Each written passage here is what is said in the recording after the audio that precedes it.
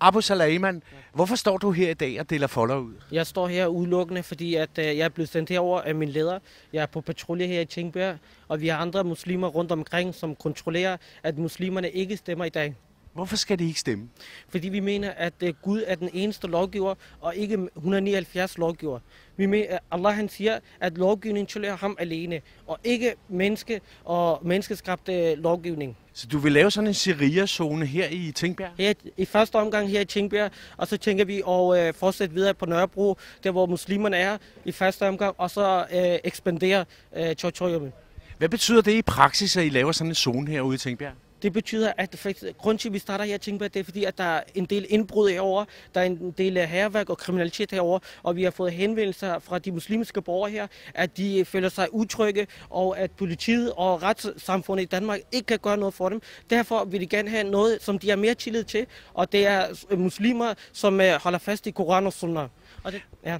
Men når jeg hører ordet sharia, det kan godt være, at jeg tager fejl, så opfatter jeg det som noget med at hugge hænder af og sådan noget. Hvad er det for noget, sharia? Ja. I første omgang vi vil ikke implementere straffesystemet.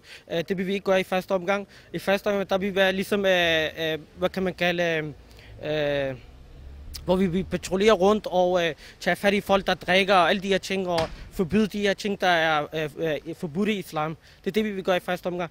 Og i sharia, der er det den bedste løsning for menneskeheden, og det er det, vi vil gerne give menneskerne her i Tingbjerg, en alternativ levemåde.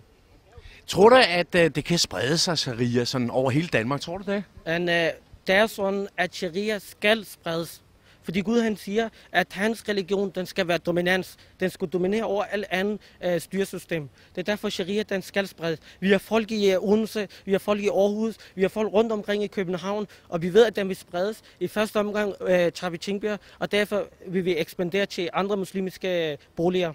Så det vil sige, at Tingbjerg er sådan set styret af sharia, eller kan blive det? Det er sådan, at vi har været på patruljer et par gange her i Tingbjerg, og vi vil lancere det på en sådan rigtig måde næste uge, hvor vi vil komme med en pressemeddelelse om, hvad for nogle ting vi vil foretage os her i Tingbjerg, og det bliver spændende. Men hvad er egentlig målet for jer? Hvor ender det her henne, tror du? Jamen, målet er, at islam det skal være dominans. Altså selve lovgivningen skal være dominans. Og det er målet for os her. Fordi hvis jeg nu havde været i et andet land, så havde jeg arbejdet derovre. Men nu befinder jeg mig i Danmark, og derfor agter jeg at arbejde for islam og sharia-lovgivning. Hvor mange herude i Tingbjerg tror du, der lytter til det, som I siger? Det er sådan faktisk, at der blev lavet en rapport om Tingbjerg, at det er den mindst udviklede sted i hele Danmark. Fordi at befolkningen her, muslimerne herovre, de deltager ikke så meget i demokratiet. Og det er en proces, der går fremad. Vi har lanceret en alternativ, fordi at vi ser, at politiet kører rundt herover, men befolkningen er stadig utrygge. Vi ser, at der er flere og flere indbrud her i Tingbjerg, og derfor vil vi være her, vi vil patruljere 24 timer døgnet, sørge for, at der er mere tryg her i Tingbjerg. Så I kan i virkeligheden gøre det bedre, end politiet gør? Ja.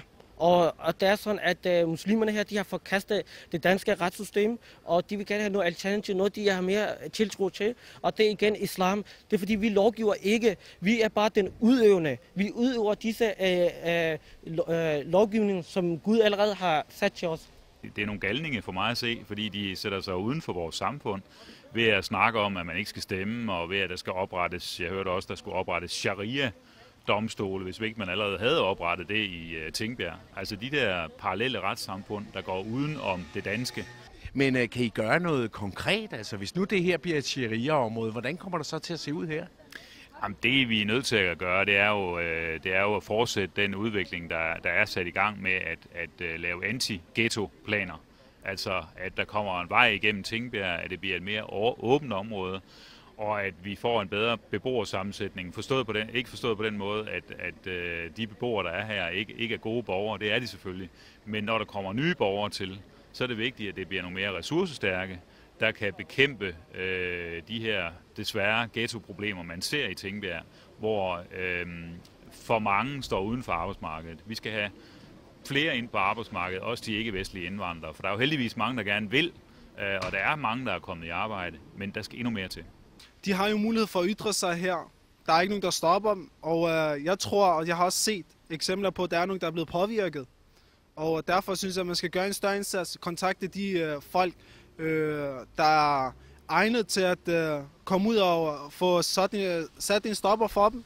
Altså folk ligesom de her, der tager meget udgangspunkt i, ifølge dem, religion, så burde man sætte folk, der har styr og viden inden for religion, på rette vis, og så gå ind og så sætte dem på plads og snakke med dem.